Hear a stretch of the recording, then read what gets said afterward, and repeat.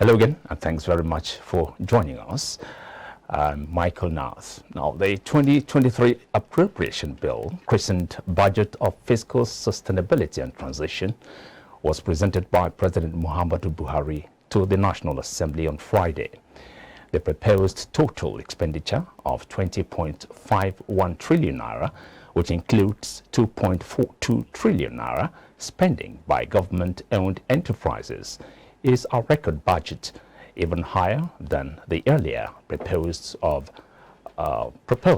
19.76 trillion naira approved in 2023-2025 medium-term expenditure framework and fiscal strategy paper submitted to the National Assembly.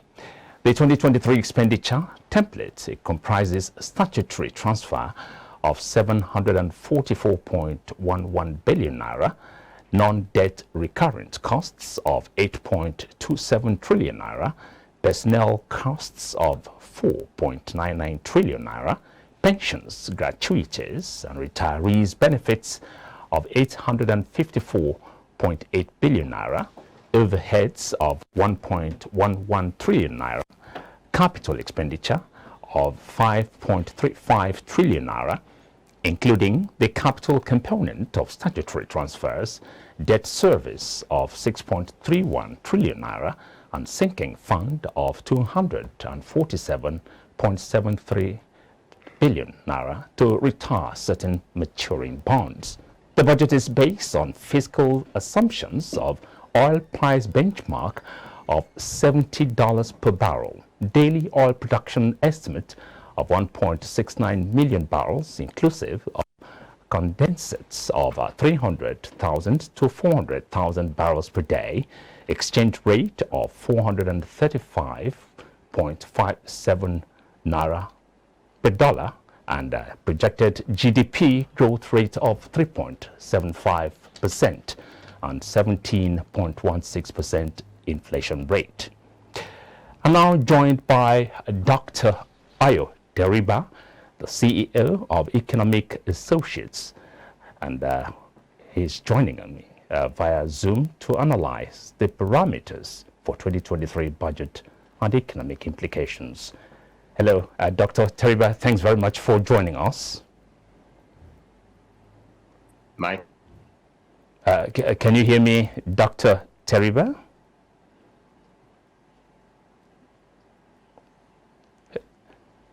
Hello, doctor. Are you there?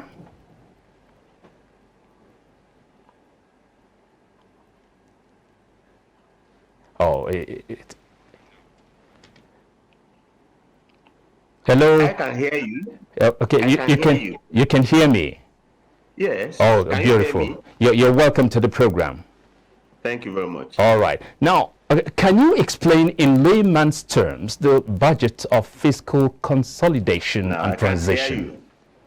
I just lost your audio. Oh, can you hear me now? Can you hear me now? Okay, we are going to go on a very short break to get this technical thing right. And we'll come back to continue with this discussion very, very shortly. Stay with us.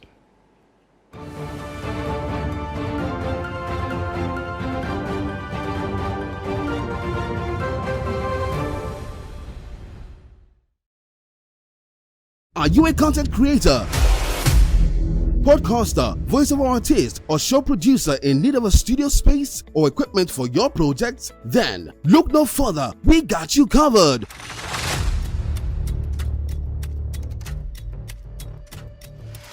With the very best of equipment and studio spaces at the most affordable rates you can ever imagine.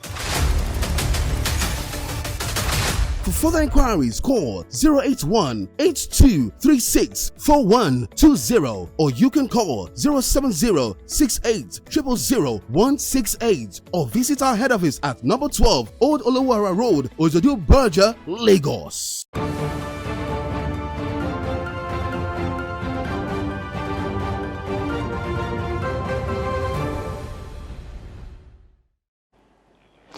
Okay, I'm rejoining Dr. Teriba to answer some of these very important questions based on the 2023 budget presented by the President on last Friday. Now, Doctor, can you explain in layman's terms the budget of fiscal consolidation and transition? All right. Glad to be here with us. You're welcome. This budget is the President's 8th budget, and it is his final budget. He will be superintending over the first 5 months of the budget, which should kick in January of 2023. And the successor, we do not know who that will be, will superintend over the implementation over the remaining 7 months from June to December. Now, the first point is that there's nothing new in this budget. It has taken on the character that has come to be typical of President Buhari's budget, in which a lot is promised in terms of spending. And the promised 20 billion, 20.5 trillion naira expenditure needs to be deflated by the fact that we are paying 6.3 trillion in interest on existing debt. So the president is not spending 20.5 trillion. President is spending 14 trillion on non-debt items such as recurrent and capital. So that's one. It's typical of the Buhari budget that much of the a good slice, that's about a third of the budget, goes on interest payments. Then victims. How much revenue do you hope to be able to bring on the table? The president tells us that he's going to find 9.73 trillion in revenue. That will be a miracle, because the best revenue that the country has witnessed under the Buhari's regime in the last 7.5 years was 6 trillion in 2021. And I doubt that we'll get that 6 trillion in full year 2022. So where the president is expecting to get 9.73 trillion in revenue remains a mystery. But even if we assume that you get the 9.73 trillion, you will pay 6.3 trillion of interest payments out of that. So you don't have a spendable revenue of 9.7. You have a spendable revenue of 3.4 trillion against a spending plan of 14 trillion. And of course, that's not hidden. That's why the president is proposing a deficit of 10.8 trillion. So you are funding 14 trillion in non-debt expense, and you want to incur a fresh deficit of 10.78 trillion. That's 11 trillion in debt. It's alarming, that much of the budget is going to be funded not by revenue. Only 3.73 will be funded by revenue, and that's even optimistic, because we're not likely to have 3.7 trillion in net revenue after paying debt of 6.3 trillion. Now, okay, even if you wanted to run a deficit of the 14 trillion, it shouldn't be a problem. So I have no problem that is proposing a deficit of 10.78 trillion. What I have every problem is that I want to borrow to meet the deficit. I mean, our budgets, our spending is already bogged down. 30% of the planned spend is going to be on interest payment. About 2/3 of the revenue is going to go on interest payment, and you want to borrow 10.5 trillion more. If thank God this is only a budgetary proposal. Okay. Now it's before the National Assembly. It can still be revised. I am urging that all Nigerians should encourage the president not to fund that deficit with debt. That the government should consider funding that deficit with equity. This is what other countries are doing. They are looking for equity to meet revenue shortfalls. They're not borrowing debt that is going to create interest payment problems, that is going to, make future budgets unimplementable. Nigeria has a very, very deep and functional equity market. All the shares listed on the Nigerian equity market are private shares. Federal government has zero number of shares issued on the stock market. It's time that federal government should be encouraged. If it's good enough for companies, it has to be good enough for the federal government. All right. Don't borrow, raise equity. Okay, now. When you go abroad, don't borrow in Eurobonds market, raise equity. The way countries describe equity that they borrow to fund, that they get to fund their budget, they call it foreign direct investment. Okay, now, Doc. This is what other countries are thriving on. Nigeria should go that way. All right. Now, that's Doc. a short of analysis here. Okay. Now, according to the budget breakdown, defense and internal security received the lion's share of 2.5 trillion naira. What are your thoughts in light of previous money allocations to this ministry that was not adequately accounted for? Well, you have just assumed that monies were allocated to these ministries. That is so. The president did not tell you anything about the extent to which they have realized revenue for year to date 2022. He didn't tell you the extent to which they have met their recurrent spending plans. He didn't tell you the extent to which they have met their capital spending plans. So talking about allocations to ministries in future, these are paper allocations. And very often, eventually, those allocations will not be funded. Because we just said to you that out of the 14 trillion non-debt spending plan, the government has only 3.4 trillion. The government doesn't have 10.8 trillion and is hoping to borrow. The problem, the real issue is that from what we know, for the first 4 months of this year, the total revenue was less than interest payments. We got only 1.6 trillion in January to April in revenue, but we paid 1.9 trillion on interest payment. So which means that to even pay interest payment in full, you needed to borrow. Now, if you begin to say how much is going to be allocated to this ministry and that ministry in that context, you are just building a castle in the air. The government doesn't have money. And in 2023, we may not have enough money to even pay the interest. So address how we get the money before you start talking about what could be allocated to ministry and what could actually be funded, what could actually get to the ministry. So we've seen 7 budgets of this kind which promise to do a lot and then not doing much, particularly when it comes to capital allocation.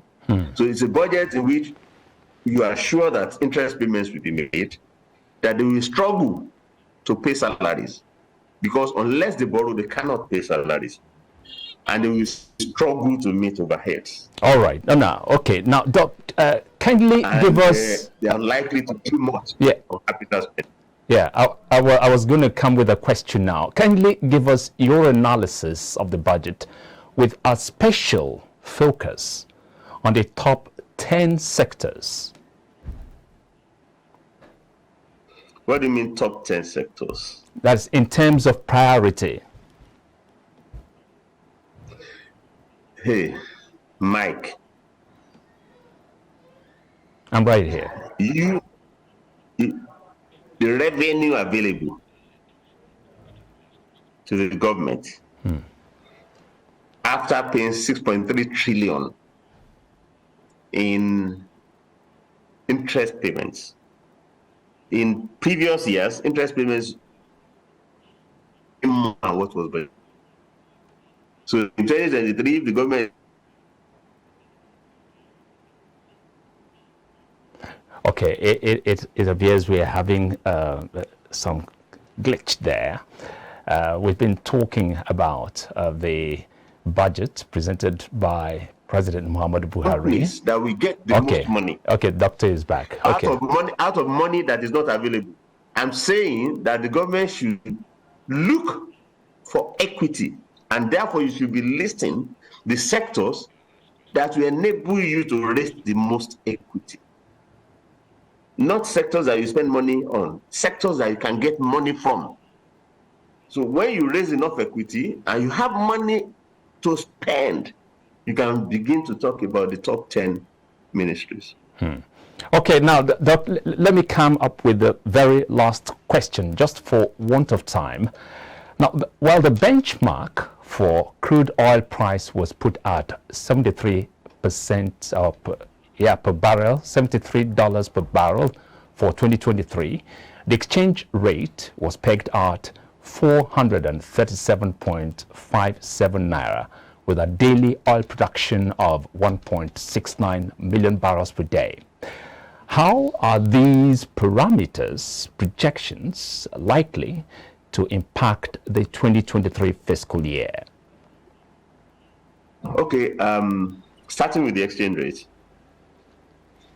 The government, as you say, is pegging the rate at a level that is far from market reality. Essentially, if you project an exchange rate that is closer to market reality, you will realize more naira revenue. But to the extent that you allow some people to get forex allocation at that unrealistic rate, called the official rate, the government is subsidizing the beneficiaries in that window. So money that could have come in as government revenue leaks away in that manner. Money leaks away through waivers, duty waivers, and tax waivers. Money leaks away through subsidy. So Nigeria will be talking about 20 trillion in revenue instead of talking about 9.7 trillion, which is doubtful, if those leakages were not there, including the exchange rate leakage. And the problem is not the oil price benchmark. If the war ends, you may have 70 as the global oil price at some point. If we move towards 70 towards the end of 2023. The real source of doubt is the assumption of the daily oil production. Because the government admits that, we've not managed to meet our OPEC quota most of the recent months because of oil theft. So 1.69 is on paper. In reality, we are struggling to do 1 million barrels a day. We are struggling to do 1.2 million barrels a day. So if you are not able to bring oil theft under control, we are talking of 12 months. What miracle is going to happen? So that the biggest source of uncertainty is, are we going to be able to bring, anything more than 1.2 trillion million barrels of oil up on stream? If we can, then you've dealt with a major component or major source of uncertainty in the budget. Mike. Thank you so very much, Doc, for your time and thoughts. It's my pleasure.